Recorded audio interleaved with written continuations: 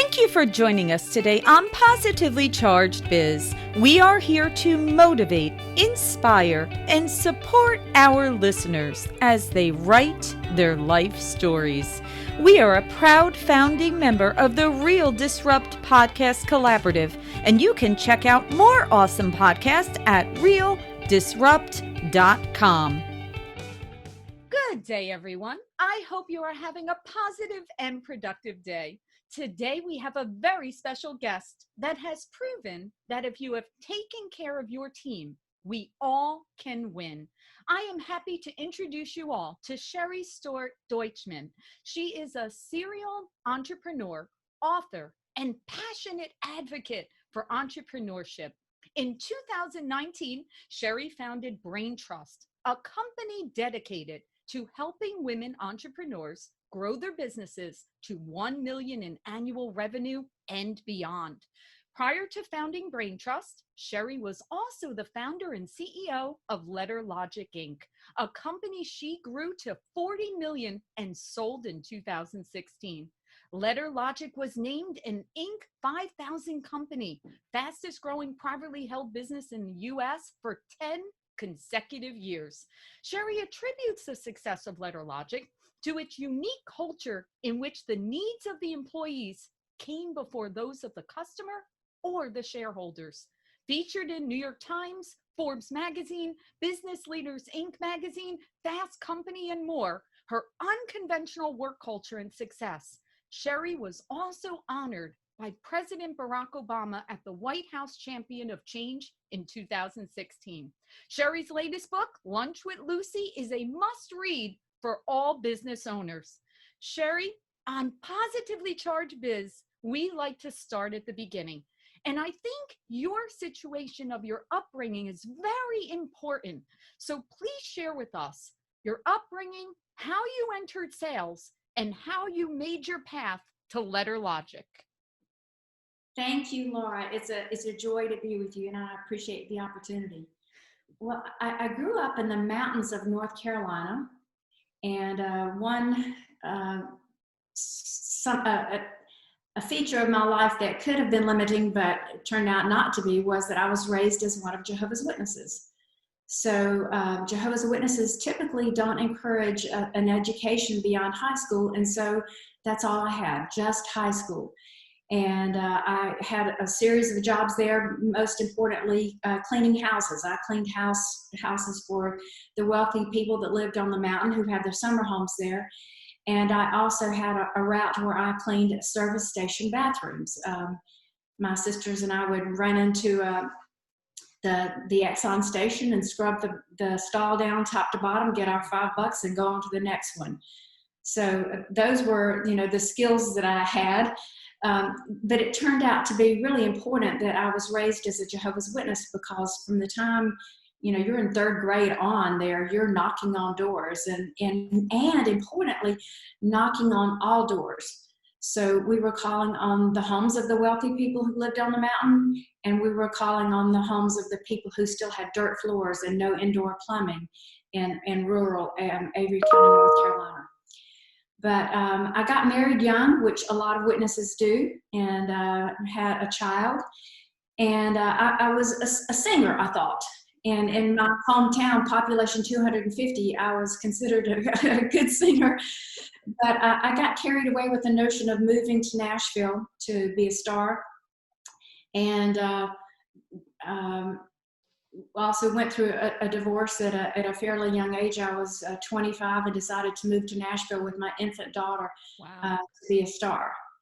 And I was on a TV show called You Can Be a Star, which I consider to be a precursor to American Idol and The Voice. Right. Where there were several contestants on the show, and you would sing and be judged. And I came in third place, which isn't good because there was only 3 contestants per show. And yet still I thought I was going to be a star and moved to Nashville for that purpose. And the first couple of years in Nashville were very difficult, right. Which really I think informed the kind of leader I was to become later. But there were times when I couldn't afford electricity and daycare. So my daughter and I learned to take very fast cold showers and to live without electricity. Um, Mom and Dad came in to visit us once from North Carolina, and they couldn't call me because I didn't have a phone. So they just showed up at my doorstep and were just appalled that we didn't have electricity. But, I was able to say, hey, look, I have a cooler here, and it's got milk in it. It's got cheese in it. We are totally fine.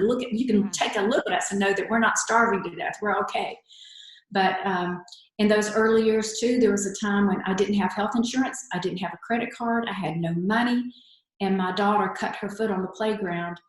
And every day for about a week, it looked progressively worse. And so finally, I just had to throw myself at the mercy of the emergency room at Vanderbilt Hospital, and took her in. And they said if I had waited even another day, it could have cost her her life or her leg, because she had a serious staph infection.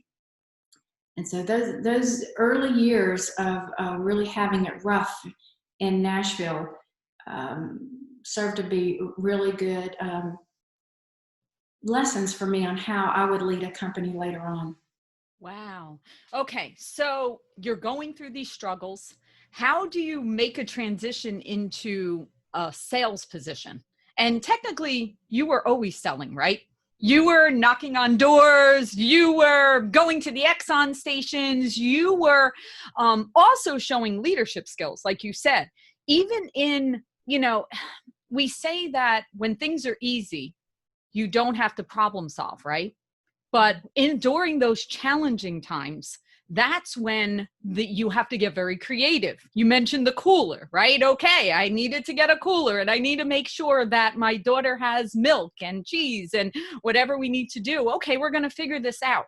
So during these difficult times, you're acquiring skills, right? You're getting stronger. You're figuring out how to be creative, how to problem solve.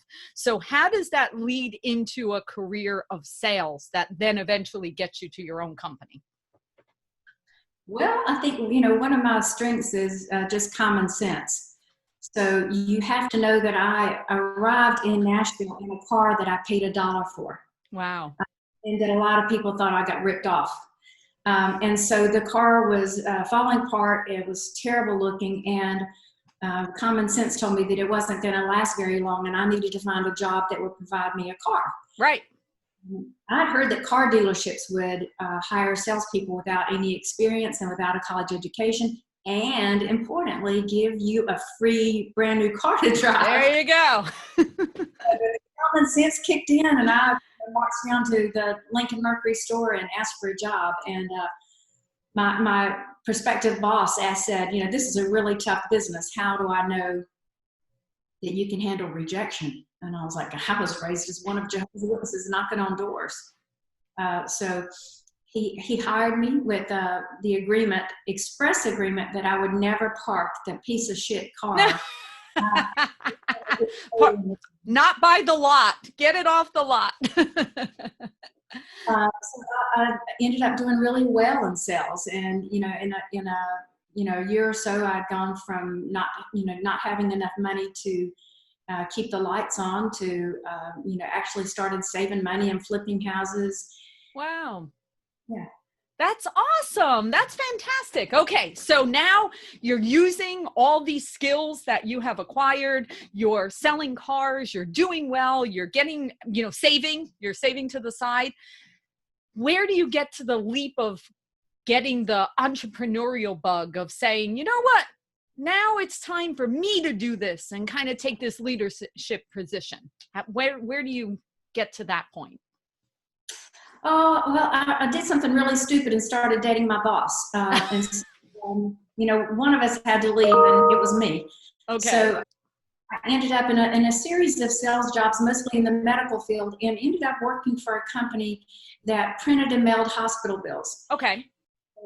I was VP of sales for them, and had gone to, making six figures in commissions. And yet I would sell one new account and we would lose an account because customer service was just not very good.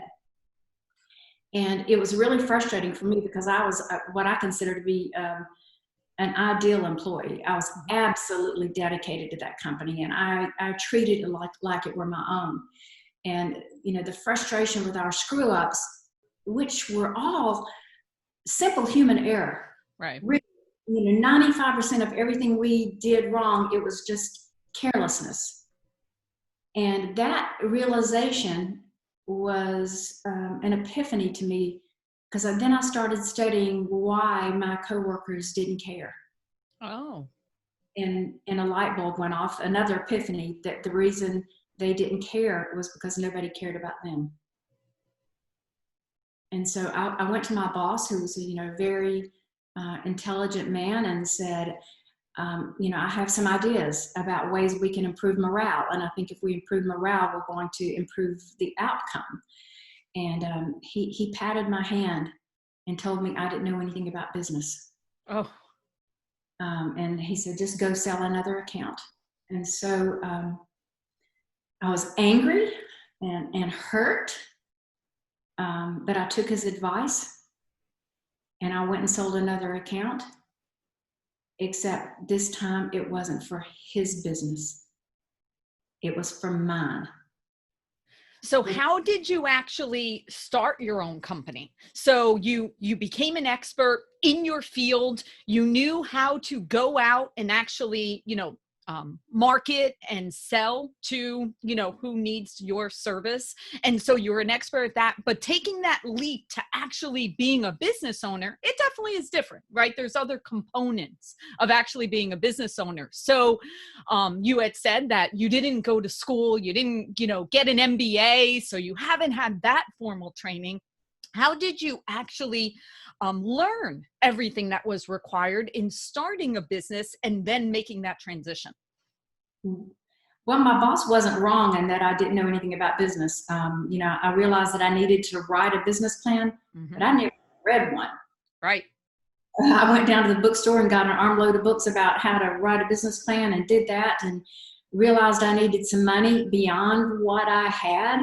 I had a little bit in savings, and I had a 401k. And so I approached 5 different people in Nashville who knew about the depth and breadth of my knowledge in that industry. Said, I need this much money. Would you give it to me? And invest in this company. And believe it or not, all 5 said yes. Aww. But none of them would allow me to run the company the way I thought a company should be run. Oh. I had just read the book Nuts, about how Herb Kelleher founded Southwest Airlines with the belief that if he took really good care of the staff, then they would get great care of the passengers, and the passengers be loyal. And that had resonated so much to me that I knew I wanted to run my company that way. And none of these generous investors would allow me to do that. So I just said no to all of them. And I had a week-long yard sale and sold everything I owned, cashed in my 401k, went down to Goodwill and bought 2 little file cabinets, over which I pulled an old door in my basement that became my desk. And I had a whiteboard and a phone and an antiquated computer, and I set up shop in my basement competing with my former boss. Wow. With the belief that if I put the employees first, that they would be fully vested in our success, and that would take care of everything else. And so, like, from day one, I set out to have a very different culture, one that was employee-centric. I love that. And I am a very big believer in that concept. And it's interesting because when I started the company that I'm at, I started my division. And the reason why I took a position with 0 salary, 0 benefits, and just the hope and the whim that it would work out was because they allowed me to build it my way. And so you definitely were more extreme than I was. But I understand that. And I do believe that if you take care of your people that work with you, your team, they will 100% take care of your customers, and they will be so loyal. And it's the most important asset that a company has. is the team. So I kudos to you for taking that leap of faith and believing in that, because it really is true. Most people don't, I don't know why they don't see it, because a lot of companies don't see that, but it really is. If you treat them as the most valuable asset, more important than your product and service. I mean, because the product and service brings them in, but you even said it, they don't stay. You can't keep them, because, you know, the lure of whether it's your price or your product or your service or whatever your offering is, sure, you can make a sale, but you can't retain them if you don't have happy employees that will take care of them. So I love that. Okay, so you're in the basement, you've got your 2 filing cabinets and your door, and you go to town and you start generating business. So you're doing what you know what to do. Where's the trajectory here? Okay, how long does it take for it's like, okay, it's time to add an employee, and how fast did you grow at that point? Grew very quickly. We got to 400,000 our first year, and then $1.5 million the second year, and that's 3 great after that. So by year 3, we had several employees, and by year 4, we had 10 or 12, and we moved out of my basement and into a 30,000 square foot factory. Wow. That's awesome. That's awesome. Now, please tell the story. I read in the book that you told the story of when you would go to a prospect, you know, to speak about your service, you would literally say, yes, I'm more expensive, and this is why. Like, tell that story and kind of your thought process and the reaction from your potential client. Yeah, well, at first, when I went with the sales team to deliver this little pitch, they were absolutely mortified by what I was saying. And then when they started seeing the reaction of the customers, then they started inviting me along. Please come do that thing you do. This was me telling the customers, who were very large healthcare systems across the country, I want your business, but I have to tell you right up front that I don't believe the customer comes first. Wow. My employees come first. And let me tell you what that means in my company. It means that I pay them a fair living wage. And by the way, Laura, I could talk an hour about what that means. I want to hear that too, because that's actually one of the things I want you to go into, but finish this story first. It's a fair living wage. I'm paying for 100% of their medical, dental, disability, and life insurance. I'm helping the employees buy their first homes. I'm letting them bring their kids and their pets to work. I'm helping them start their own businesses if they want their own business. And importantly, every month they get a piece of the profit. And so what this does is make my employees so well taken care of that when they're at work, they're not worried about their light bill. They're not worried about their rent. They know that is covered. And that allows them to focus on you. And you're going to get the best service you've ever gotten in your life because of that. And by this point, I had their rapt attention, and they're all nodding. And often they would say, can we come to work for you? Or literally, occasionally they would say, where do we sign? Right. And interestingly, our sales team says that 85% of their sales were what they called culture sales. Yeah. The customer chose us for that. And this was even though we were the most expensive in the industry. Wow. That's fascinating, because, I mean, listen, it goes back to that saying that people don't remember what you said. People remember how you made them feel. I mean, when you're saying that, right? I mean, how can you not say, absolutely, I want to go with the company that their employees are that well taken care of. And of course, I do expect the highest level of service. Of course, you do expect that. But as you're saying it, you can feel that. You know, you literally can feel that the employees are taken care of, that the team members are not focused on the electricity bill, you know, or the rent payment, that they are, when they go to work, they are focused on taking care of that customer because they know they're being taken care of. So that's impressive. That absolutely is impressive. It was absolutely a palpable feeling in the room when I shared that with them, the customers just absolutely got it like that. Absolutely. You feel it. I mean, I totally, even as you were telling me, I was kind of almost envisioning. I was envisioning if I was on the opposite of you and you were interviewing me, right? And you tell me, Laura, okay, we'd love to have you part of the team. And this is what you get. 100% of your benefits. You can bring the kids and the dog to work. You know, if you want to start a business, if you're buying your first home, I literally could think about how that would feel. And the first thing I would think of is, this person cares. This company cares about me. And that really is, seems very simple, right? Seems like a simple concept, but yet very rare, very, very rare. Now, I actually have an opposite question of the positive, okay? Because I'm just curious, because again, I have a large team of my own. So I'm just curious here. So, okay. You set up this structure. The structure is incredible. Do you have people that don't provide the service level where you're like, you know what? Unfortunately, even though I did do all of this, it's not the right fit. Have you run into that situation, or you really haven't had that approach or have that happen to you? We absolutely had that happen to us. Okay. We got enamored of our culture and wanted to work there and pretended to be right, but weren't.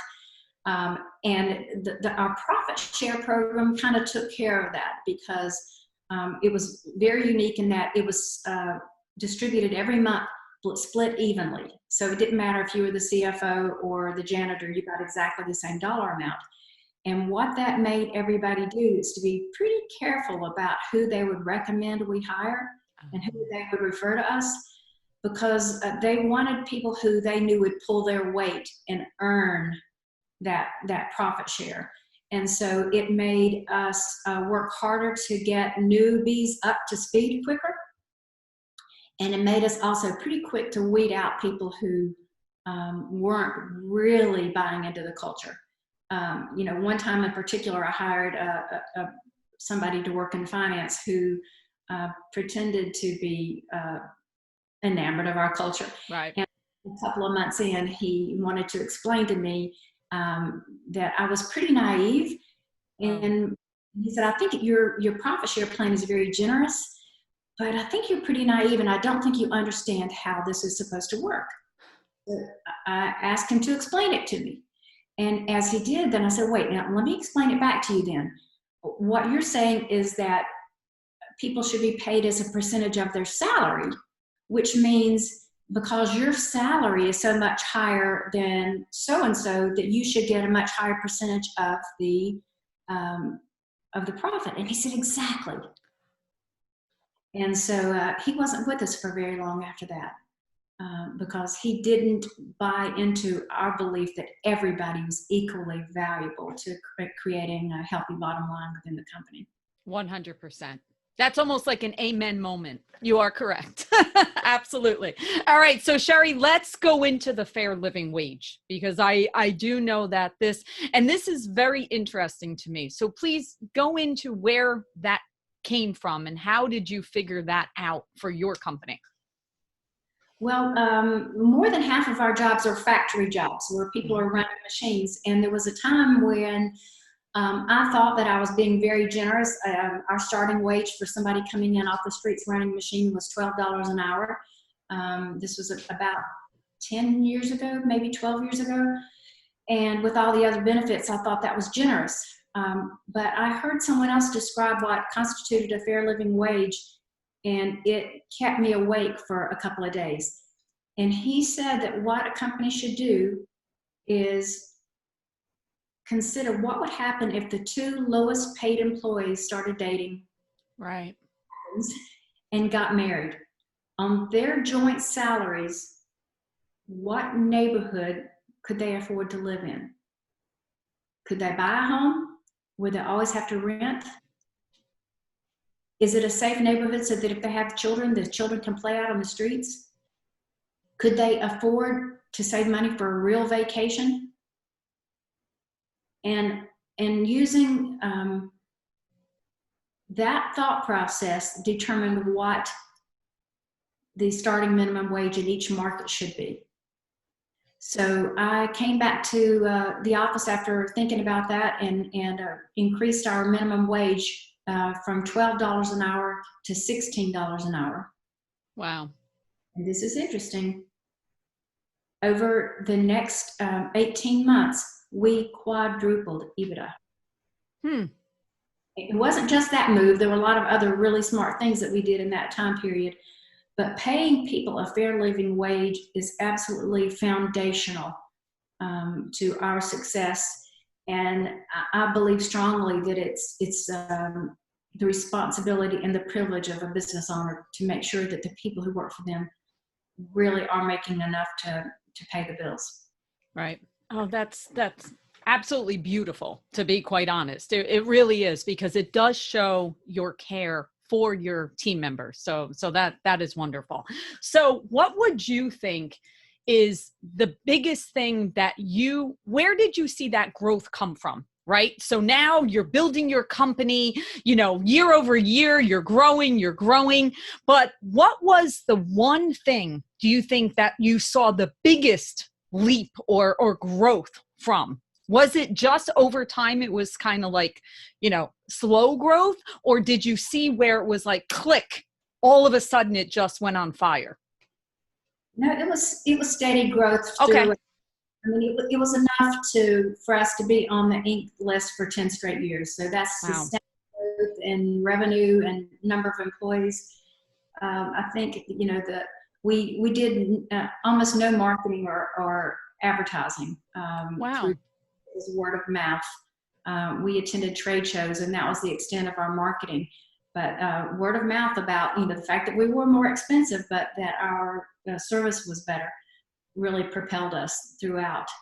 And then our culture was kind of legendary. When you think about a small company in Tennessee landing, in the New York Times for our employee first culture, that got us a lot of free attention. Wow. What was your maximum employee count? Like at the height, what was the largest? When I sold the company, there were 51 of us, I believe. And there was at one point where I was taking us down a bad path and trying to make us a tech company when there were 60. So look at that. And, there's 51 people doing $40 million a year in revenue. Wow. That itself speaks to having a really tight team that was all vested in the growth, top line and bottom line growth. Right. So do you think, they speak a lot, there's been lots of articles written about how, especially in the United States, there is a very low percentage of team members that are truly engaged. Do you think that is the answer? Is that the reason why they're not engaged is because they don't feel that care and connection to their company? Do you think that's the reason? Absolutely. Yeah. Employee engagement is so much about having a voice, being heard, knowing that they matter, which is why I created the practice which we called Lunch with Lucy. Yes, tell us. Well, I wanted the employees to be able to spend time with me, talking with me about what mattered to them. But, having lunch with the CEO sounds pretty ominous, if you ask me. So I created a program we called Lunch with Lucy, where on Wednesdays, I wasn't Sherry, the CEO. I was just Lucy, a coworker. Right. Anybody could sign up to have lunch with me, and they chose the restaurant, and they chose whom else would be with us at the lunch. Sometimes that was somebody they were dating that they wanted me to check out. Sometimes it was a parent. Sometimes it was their entire department. And it was an opportunity for me just to listen to them. And, I found out about the unique challenges that they faced every morning before they came into work. Right.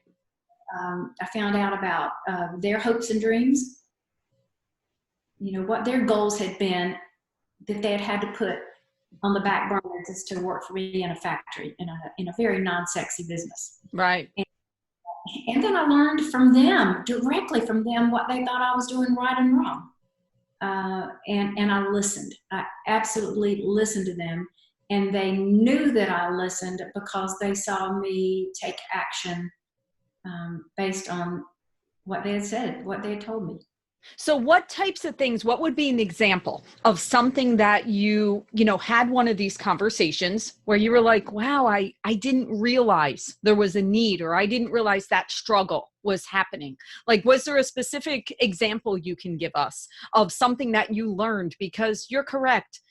The ability to listen, team members will tell you exactly what you need to know as a business owner if they feel comfortable to be able to share. But it's a two-way street, right? We have to listen, and you have to be close enough to your team members to where they feel comfortable to be able to truly open up. Because if they feel you're not going to act on it or listen to them, they won't share. So can you share an example? Sure.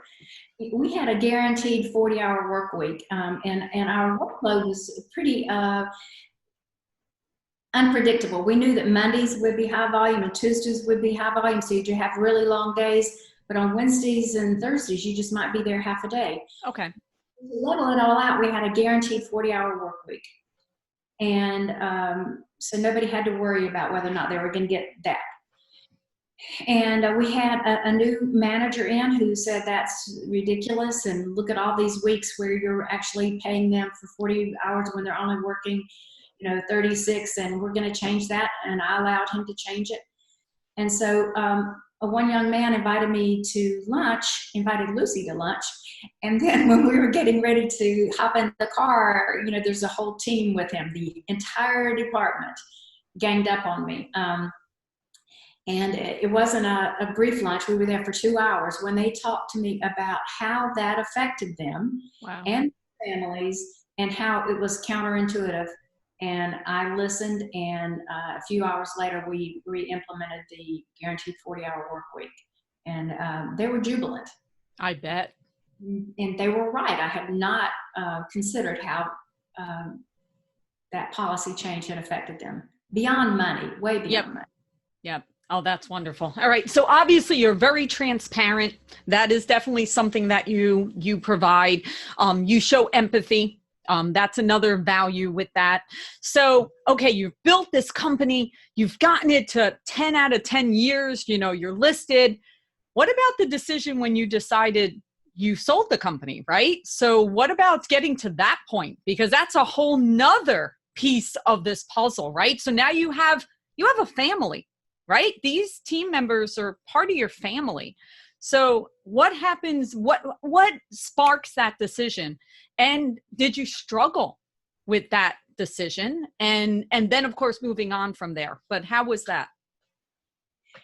Two things happened simultaneously. One, the company had gone through this period of quadrupling EBITDA in 18 months. So if you're looking at that from the standpoint of getting a company ready to sell, there's just never a better time than when it looked like that. And it was the first time in our history when the bottom line growth rate was way outpacing the top line growth rate. So it was kind of the quintessential time to sell a company, to get the highest valuation. And at that, my teenage granddaughter came to live with me at the same time. And she was 13, and I realized that I needed to be way more available to her. Wow. And it was a pretty easy but very emotional decision. Yeah. I could imagine. I mean, I know, when you go through building a company with a team, there is a very strong bond with that team. And although businesses are meant for you to grow and eventually sell or move on, and so that is a natural progression normally, but I could imagine, with what you built, it would be a difficult decision. So congratulations, the business is sold. So now you have your granddaughter living with you. That's awesome. What a blessing that is to have that bond. So tell me next steps. So now you're leading BrainTrust. So tell us a little bit about that. What is BrainTrust? BrainTrust is a peer-to-peer membership for women to help each other get to the pivotal 1 million in revenue mark. And that's important because less than 2% of women ever get there. Actually, less than 5% of male-owned businesses ever get there. Wow. But, by $1 million in revenue, you are likely to be paying yourself a decent salary. You have several employees, so you're able to work on the business instead of in the business. Mm-hmm. At that time, you're able to attract investors or to get that necessary line of credit. And importantly, crucially, at that point, you're able to join EO, the Entrepreneurs Organization, or WPO, the Women's Presidents Organization, which are peer-to-peer memberships to help you help each other. And so I started BrainTrust for the 12 million US women business owners who don't qualify for EO and WPO because the revenue isn't there yet. And then they work together to hold each other accountable and through experience sharing to help them get to the next level. That's wonderful. And that's awesome. I mean, and there is something about being with peer-to-peer groups. I definitely see the value and it's really necessary. It is something that you can't be isolated in your own bubble. No matter, we live in a glorious time right now. We can research everything. We can look online. We can read. We can study. But there is that component of having the peer-to-peer collaboration that really does just make you feel of you're not in it alone.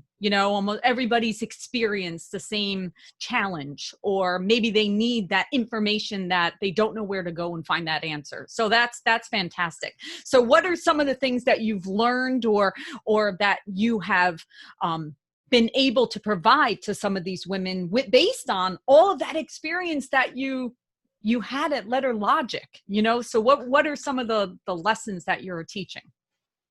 Well, I'm not teaching. There is no curriculum. Okay. So it is, a woman will bring to the group. So the women meet once a month for 3 dedicated hours. Okay. Where there's total confidentiality. Nothing that is shared in that room can go beyond that room. And they bring, business challenges that they're experiencing. They lay out the problem in detail. The other women ask them clarifying questions, and then the women share their own experiences related to a similar issue. So they're sharing the mistakes that they made on a similar issue, or how they triumphed over a similar issue.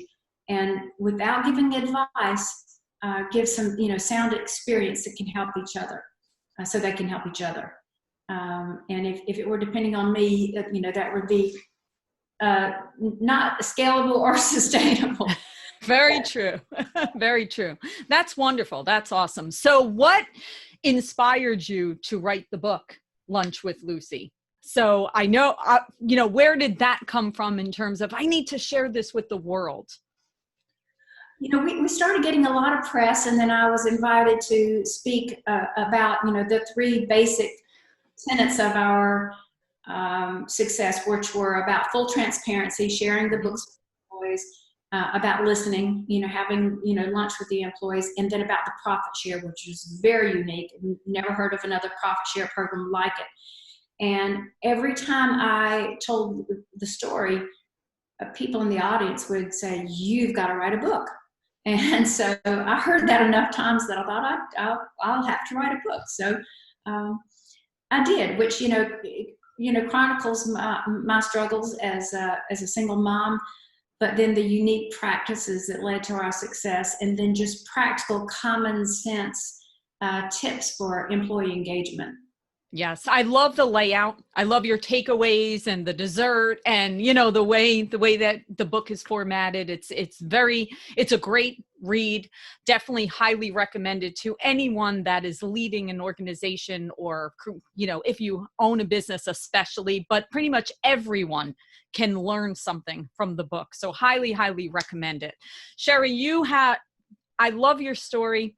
It's really, I love the fact that the biggest thing I'm thinking about is you had an opportunity to have investors say to you, "Sure, I'll provide you with the revenue so that you can do this." But instead of taking the path of, okay, I'll take that investment and I'll run. You actually took the road less traveled. You went a different route and you said, no, I'm doing it my way. So right there, that pivotal moment is just so inspiring that you always kept it near to your heart and keep your team members and do the right thing. And that obviously has led you to success within that business and beyond. So thank you for that. I really love that story. Absolutely. So Sherry, how can people find your book? How can they connect to you? How can they hear more? Tell us, Sherry.